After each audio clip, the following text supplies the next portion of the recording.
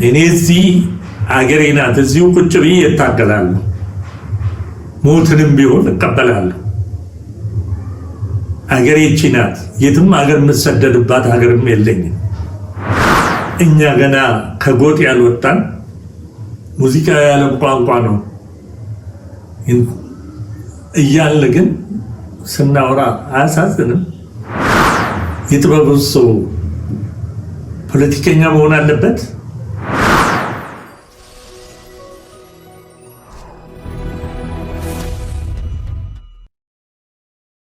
ጤና ይስጥልኝ አድማጭ ተመልካቾቼ፣ እንደምን ሰነበታችሁ? ዛሬ አንድ ለየት ያለ ሀሳብ ይዤ መጥቻለሁ። እሱም ሀሳብ ሚዲያዎቻችንና የኪነ ጥበብ ባለሙያዎች ምንድን ነው እያደረጉ ያሉት? ሀገራችን ፈታኝ በሆነችበት በዚህ ሰዓት ትልቁ ሚና መጫወት የነበረበት ሚዲያውና ኪነ ጥበቡ ነው። የሆነ ሆኖ ግን በአብዛኛው በአሁኑ ሰዓት እየተደረጉ ያሉት ነገሮች ሀገራችን ፈተና ውስጥ ያለችም መስሎ የማይታያቸው የሚዲያ ሰዎች የበረከቱበት ነው። ጭራሽ የሚሆነውን የሚያየውንም በየሚዲያ እያቀረቡ ዜጎቻችን እርስ በራሳቸው እንዲናቆሩ ጥረት የሚያደርጉ የሚዲያ ሰዎች እያየን ነው። አንድ የሚዲያ ሰው ሚዲያ ላይ እንግዳ ይዞ በሚቀርብበት ሰዓት እንግዳው የፈለገውን ነገር ሊናገር ይችላል፣ የመሰለውን ነገር ሊናገር ይችላል። ነገር ግን ያንን ኤዲት አድርጎ ማህበረሰቡ ጋር ደርሶ ምን ያስከትላል፣ በተለያየ አይነት መልኩ አይቶ ማቅረብ ሚዲያው ላይ ያለ የማንኛውም ጋዜጠኛ ግዴታ ነው። ይቅርታ ይህን ቃላት መጠቀም ተገቢ ባይሆንም አንድ ግለሰብ ተነስቶ ሚዲያ ላይ ቢያቀርሽ ወደ ህዝብ እንዲተፋ መፍቀድ የለበትም የሚዲያ ሰው። ይህንን አነጋጋሪ ወይንም ደግሞ የማይሆን ስድብ አቅርቤ ሰው ያንን እየተመለከተ ቪው አገኛለሁ ተብሎ የሚሰራ አይነት ነገር ከሆነ ይሄ ከሀገር አፍራሾች እና ግልጽ ወረራ ካካሄዱት የተለየ መስሎ ለኔ አይታየኝም። በሰሞኑ አንዳንድ ግለሰቦች በተለያዩ ግለሰቦች ኢንተርቪው እየተደረጉ በየሚዲያው ሲለቀቅ አያለሁ። ማንኛችንም ለማንኛውም ቋንቋ ፓተንት የሰጠን አካል የለም። ቋንቋ የተናጋሪው ማንም ሰው አማርኛንም ኦሮምኛንም ትግርኛንም ጉራጌኛውንም ይናገር እንጂ የግሌ ነው ብሎ አደባባይ ላይ ቀርቦ ሌላውን የመተቸት ስልጣን የለው። ይናገር እሱ።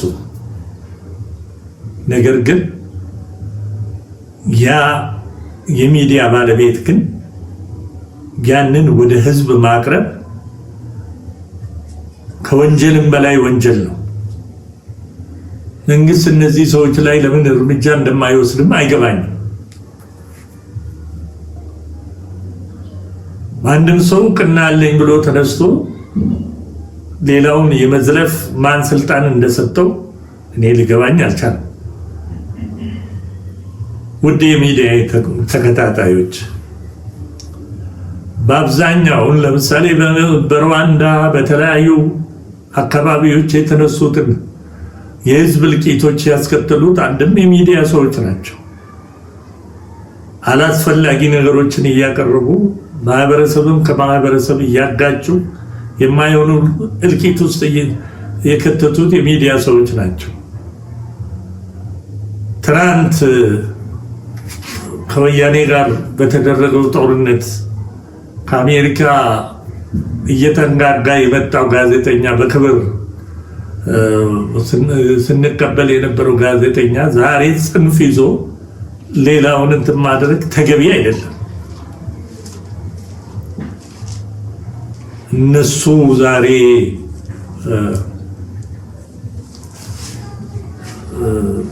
እንደሚያወሩት ወይም እንደሚናገሩት አልነበሩም። ምን አመጣው? ይሄንን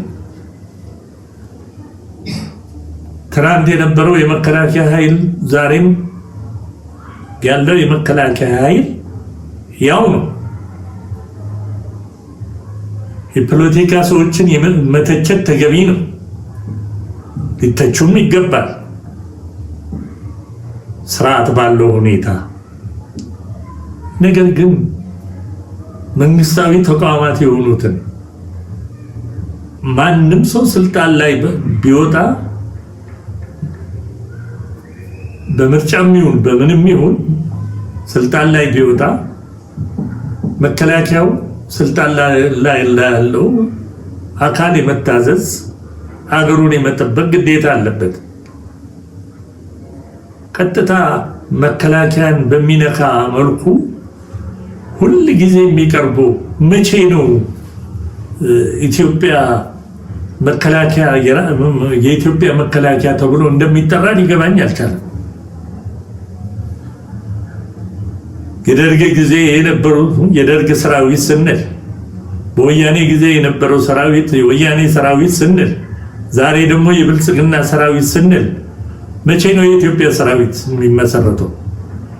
ነገም ደግሞ አንዱ ከጫካ መጥቶ ስልጣን ቢይዝ እንደገና የሌላ ሰራዊት ነው ብለን መተቸት ይገባናል? ብናስተውል መልካም። ለምን አልፈረሰችም ነው እቺ ሀገር? በተለያየ አቅጣጫ ዘመቻ የምታካሂዱት ግማሾቻችሁ ውጪ ተሰዳችሁ። እዚህ ላይ እኔ መናገር የምፈልገው የማንም የፖለቲካ ድርጅት ደጋፊም አይደለም፣ ግን ኢትዮጵያዊ ነኝ። ኢትዮጵያን በሚመለከት ረገድ ግን ምን ጊዜ እናገራለሁ፣ ከመናገርም ወደኋላ አይደለም። ትናንት እኔም የመከላከያ ውስጥ ያሳለፍኩ ሰው ነኝ። እኔ ለደርግ ተብዬ ወይንም ደግሞ ኮሎኔል መንግስቱ ኃይለማርያም ብዬ የተቀጠርኩበት አይደለም። እኔ የኢትዮጵያ ሰራዊት ነው የነበርኩት።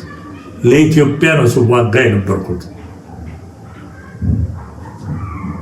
ዛሬ በተለያየ ጽንፍ የያዙትን ኃይሎች ስዋጋ ነው የነበርኩት።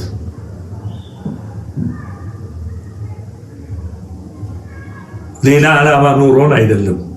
እቺ ሀገር በአንድነት እንድትኖር ነው የዛን ጊዜ ጥረት ስናደርግ የነበረው።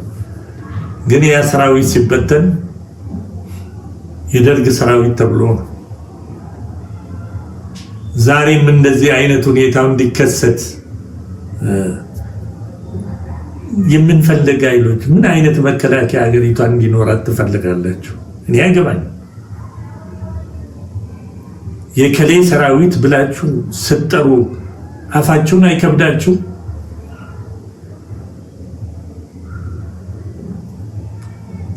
የአንድ ብሔረሰብ የተውጣጣ ሰራዊት የተገነባ እኔ አይመስለኝም። ከሁሉም የኢትዮጵያ ክልል መከላከያ በየጊዜው ማስታወቂያ እያወጣ ሲቀጥር ነው የማውቀው። ፖለቲከኞቹ አገር እየመሩ ያሉት ሊያዙ ይችላሉ። ያ ሰራዊት ታዛዥ ነው። ለሀገሪቱ አንድነትና ሰንደቅ ዓላማ የቆመ ነው። ያ ሰራዊት መጣላት፣ መጋጨት፣ ማንኛውም ነገር የሚገባው ከፖለቲካ ኃይሎች ጋር እንጂ ከሰራዊቱ ጋር ምን የሚያገናኝ ነገር አለ? ሰራዊቱ ሲታዘዝ ይታዘዛል፣ ትዕዛዙን ይፈጽማል። የግዴታ ነው። ይሄ የመከላከያ ግዴታ ነው። ፖሊስም ይሄው ነው። ከዛ ውጪ ግን ራሱ ፖለቲከኛ አይደለም። ይሄን ለይቶ ማየት ለምን እንደተሳለን ወይን አገሪቷን ከሚያፈርሱ ኃይሎች ጋር አብረን ሀገራችንን ለማፍረስ ምን ጥራ አይነት ከሆነ እኔ በጣም ነው ማዘው። እንደ ኢትዮጵያ የምታስቡ ከሆነ ጋዜጠኞች በየአቅጣጫው ሚዲያ ይዛችሁ የምትናገሩ የሚዲያ ሰዎች ከጽንፍ ራሳችሁን ቆጥቡና ኢትዮጵያ የምትለው ብታንጸባርቁ ደስ ይለኛል። ነገ መግቢያ የላችሁም። የትም ሀገር ብትኖሩ እቺ ሀገር ፈልሳ ለዛ ለይት ቀቀን የምትሰሩ ኃይሎች ብታቆሙ ይሻላል። እኔ በጣም ያሳዝነኛል። አንዳንድ ጊዜ ማንም ቃለ መጠይቅ ማድረግ እንደሚገባ እንኳን በውል የሚያው ጋዜጠኛ እዚህ ሀገር ላይ ይጥፋ። ትናንት ኢትዮጵያን ሲያምስ የነበሩትን እንዴ ከአዲስ አበባ ተሳፍሮ ኬንያ ሄዶ ኢንተርቪው መደረግ አለበት።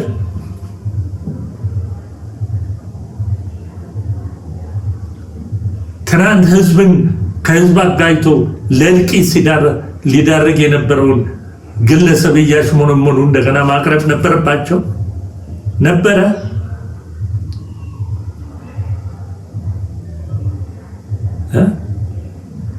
እኔ በጣም ነው ማዘነው። ከዚህ ኬንያ ድረስ ሄዶ አሜሪካ ሆነው 30 ነገሮችን እንትን የሚሉ እኔ እዚህ አገሬ ናት፣ እዚሁ ቁጭ ብዬ እታገላለሁ፣ ሞትንም ቢሆን እቀበላለሁ። አገሬ እቺ ናት። የትም ሀገር የምሰደድባት ሀገርም የለኝም፣ ሊኖረኝም አልፈልግም። ነገር ግን ሚዲያ ላይ ያለን ሰዎች ማንን ነው ማቅረብ ያለብን? በዚህ ሰዓት ኢትዮጵያ አንድነቷን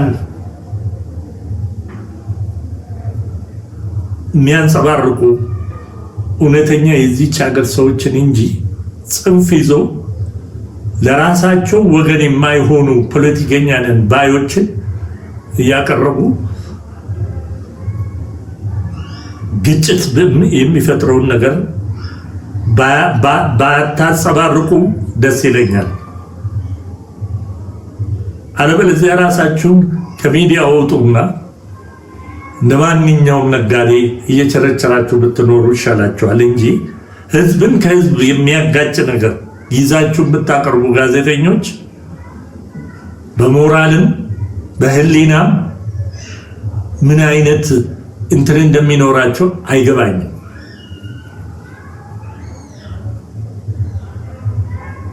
ሌላው የኪነ ጥበብ ባለሙያዎች ነው።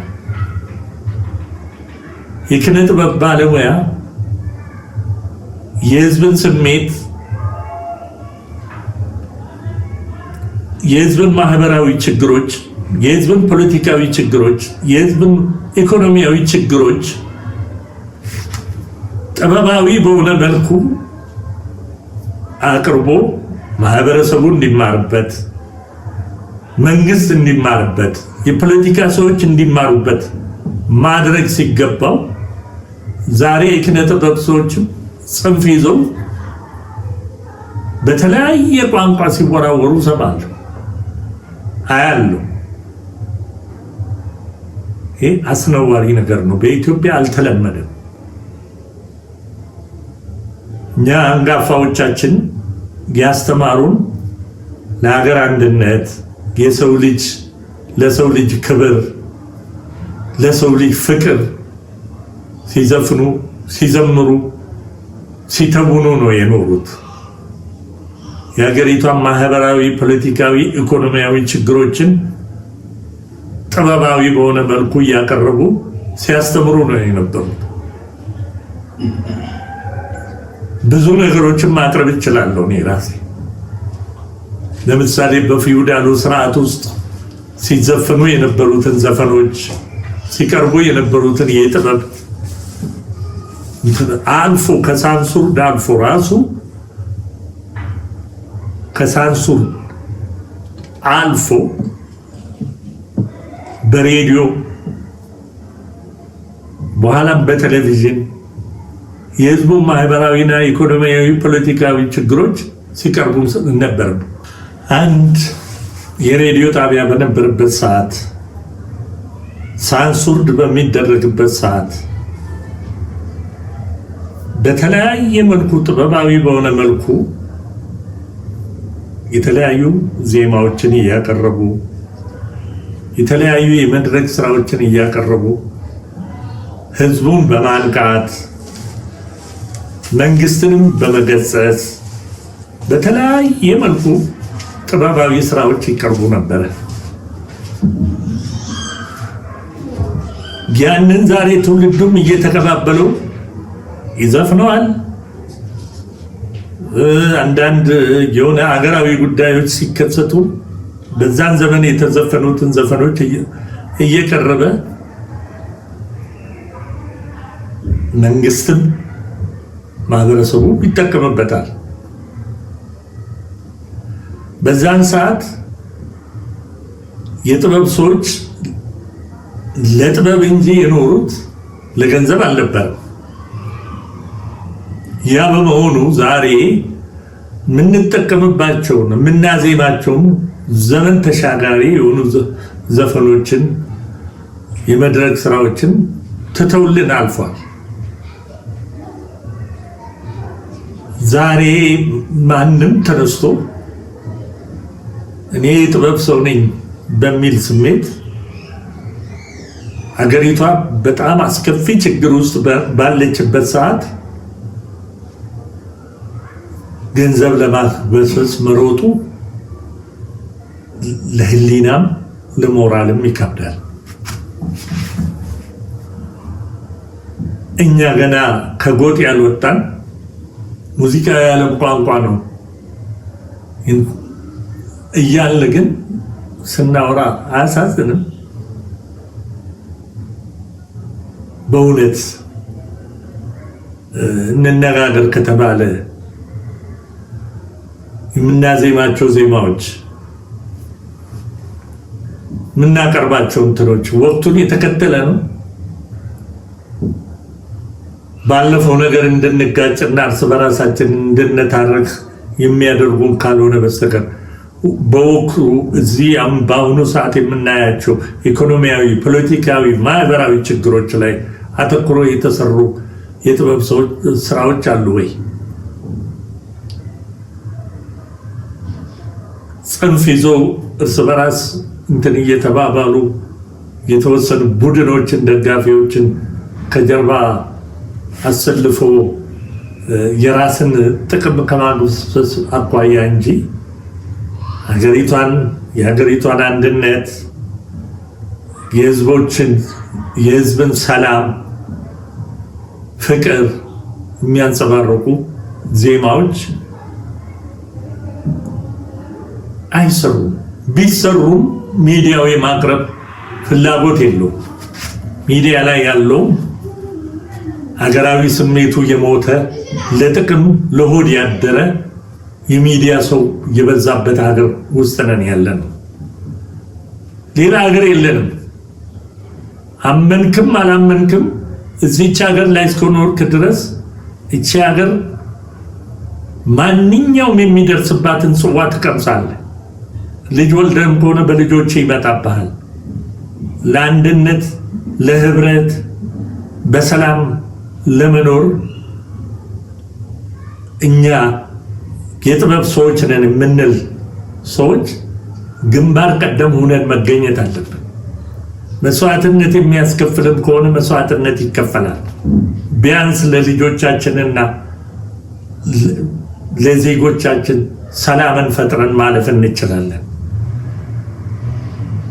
አላስፈላጊ ንትርክ ውስጥ በሚያስገባ ነገር ግን እንዴት ህሊና ያለው ሰው ዜማ አውጥቶ ይጫወታል? የጥበብ ሰው ፖለቲከኛ መሆን አለበት? ፖለቲካውን መተቸት የጥበብ ሰው ነው። ታዲያ ጥበባዊ በሆነ መልኩ ዝም ብሎ እንደው አንስቶ አንዱ ግንባሩ ላይ እድፍ ስላለ እድፋም ተብሎ አይዘፈንም መቼም። ይህ ስነ ምግባርም ያስፈልጋል። ጥበብን ጥበባዊ በሆነ መልኩ ሲገለጽ ህዝቡ በራሱ እየተረጎመው ከታተለዋል፣ ይዘፍነዋል፣ የራሱ ያረገዋል። ጥላሁን እኮ ተርጉሞ አልሰጠንም። አልማዝን አይቼ አልማዝን ባያት ብሎ ሲዘፍን ያዋከቡት ነገር ብሎ ሲዘፍን እኮ ተርጉሞ አይደለም የሰጡን። ደራሲያኖቹም ተርጉሞ አይደለም የሰጠው። እኛንን ከራሳችን ሁኔታ በመነሳት ትርጉም የሰጠ ነው። ብዙ ዘፈኖችን በጥናት አቅርቦ ማህበረሰቡ እንዲማርበት ማድረግ ይቻላል። ለምን ዓላማ እንደተዘፈነ አሁን ዛሬ አንቺን ጆሪ ፍሬ እያለ በየሰፈሩ የሚጫወተው ዘፈን በዛን ሰዓት በህዝቡ ውስጥ ያለውን ሮሮ ችግር ለመግለጽ ነው። የጭቃሾው ነው ይብስ ያስቸገረኝ የሚለው ጭቃሹም የሚባል በፊውዳሉ ስርዓት ውስጥ ማህበረሰቡን መከራ የሚያሳይ ስለነበረ ነው። እንዲህ ተሳቅቄ ላገኘሽ ናፍቄ አንቺ እየለመለምሽ እኔ እንዲህ ደርቄ የአንቺ ቁመት ሲያድግ የኔ ውያጠረ አንጋጦ ማየቱ ልምዴ ሆነው ቀረ የሚለው አንጋጦ ማየቱ ልምዴ ሆነው ቀረ ማለት አንቺ በሀብት ስትበለጽጊ በስልጣን እንትን ስትይ እኔ እኮ የቆረቆስኩኝ ነው ለማለት ፈልጎ ነው። ነብር አንበሳ ሞልቶ በጫካው በወንዙ እባቡ ነው ያስጠላኝ ባለ ትንፋሽ መርዙ የሚለው ምን እንደሆነ ይህንን እኮ ግልጽ በዛ ስርዓት ውስጥ ያለውን ችግር ነው ለማሳየት ተሞክሮ ነው። ጥበባዊ በሆነ መልኩ ያውም ሳንሱርድ በሚደረግበት ሰዓት ብዙ ዘፈኖች ማንሳት ይቻላል። እና ሃይ ዘራፍ እያሉ እያረራ እንጀቴ እኔ ሳረባሽ ሞልደሽ ተኪናት የሚለው አሁን የአልባዮ እሸቴን ዘፈናውን ብንወስድ በወቅቱ ፖለቲካ የሆነ ዘፈን ነው። ዮሜ ሳለ ሆዴ መች ይገዛልኛል እንቆቆ ያጋቱኝ ዶሮ ማታ ይሉኛል የሚለው ስርዓቱን እንትን ለማለት ነው። ብዙ ዘፈኖች አሉ፣ ብዙ ማቅረብ ይቻላል። በፊውዳሉ ስርዓት ሲዘፈኑ የነበሩት ከዛም በደርግ ሰዓት ሲዘፈኑ የነበሩት በጣም በርካታ ዘፈኖች አሉ። ሬዲዮም ያቀርባል። ጋዜጠኞቹም የበሰሉ ስለሆነ ለሀገራቸው የሚቆረቆሩ ስለሆነ እንደዚህ አይነት ዜማዎች በሬዲዮ እንዲቀርቡ በቴሌቪዥን እንዲቀርቡ ያደርጉ ነበር። አሁን ምኑ ትርጉሙ የማያውቅ ወይ ፍቅርንም እንኳን በአግባቡ የማይገልጽ ዜማዎች በየጊዜው ሲቀርቡ ነው የምንሰማው። እኛን የማይወክሉ በፍጹም ለመስማት እንኳን እንትን የትኛውም የድሮ ዘፈን ዜማዎች በእድሜና በጾታ የተገደበው አልነበሩም። ዛሬ ወላጅ ከአባቱ ጋር ልጆች ከአባታቸው ጋር ቁጭ ብሎ የማናያቸው የተለያዩ ስነ ምግባር የጎደላቸው ነገሮች ሲቀርቡ እናያለን። በሚዲያ እስከዚህ ድረስ መውረድ መስቀጥ ያስፈልጋል? ለምን ለህሊናችን አናድርም? በአብዛኛዎቻችሁ ደግሞ ወጣቶች ናቸው። ለምን ይህን ያህል ለገንዘብ መሮጥ ምን አስፈልገ? የተለያየ ነገሮችን እኮ ፈጥሮ ገንዘብ ማግኘት ይቻላል። ጉልበት አላችሁ። እንዴት በሚዲያ የወረደ ነገር፣ ማህበረሰቡን የሚያበላሽ ነገር፣ ስህተት ላይ የሚጥል ነገር፣ እርስ በራሳችን የሚያጋጨን ነገር ይዛችሁ እንዴት ትቀርባላችሁ? ለዚች ሀገር ትልቁ ችግር አሁን እየተፈጠረ ያለው ካሁን በፊትም ሲፈጠር የኖሩ የሚዲያ ሰዎችና የጥበብ ሰዎች የፈጠሩት ነው ብዬ ማመን ሰው ነው።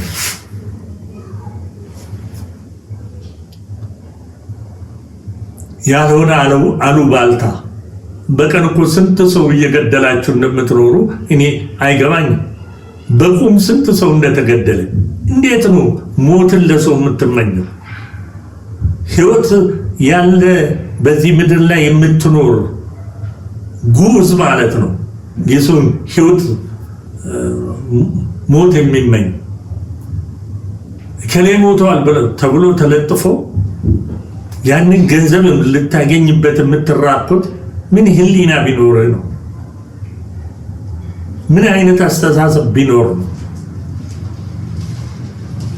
ወጣቶቻችን የምትሰሩትን ነገር በሚዲያ ላይ የምትሰሩትን ነገር ብታውቁ ይሻላል። ባህላችሁን ብትጠብቁ ይሻላል።